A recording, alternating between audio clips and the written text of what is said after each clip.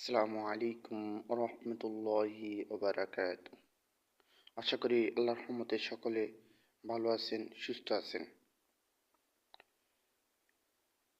তাই আমরা সবাই অবগত আছি, আমাদের সামনে পবিত্র মাহে রমজান চলে আসতেছে।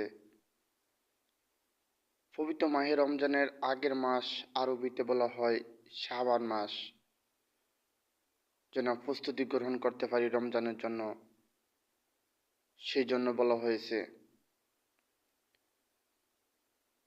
আল্লাহ রসুল সাল্লাল্লাহু আলাইহি সাল্লাম বলেছে, তোমরা রমজান মাসের আগের মাস শাবান মাস, এই শাবান মাসে বেশি বেশি আল্লাহর কাছে দোয়া করো, আল্লাহুম্মা বারিক লানা ফি রজব ওয়া শাবান ওয়া বাল্লিগনা রমাদান।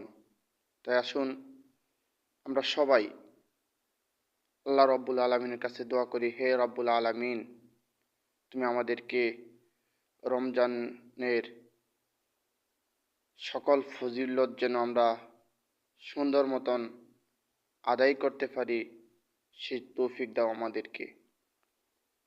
আর তুমি আমাদের সকল বিপদ আপদ থেকে রক্ষা করে রমজানের প্রস্তুতি গ্রহণ করতে পারি, সেই তৌফিক দাও আমাদেরকে।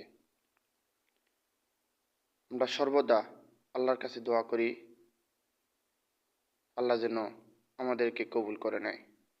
আমিন সুম্মা আমিন।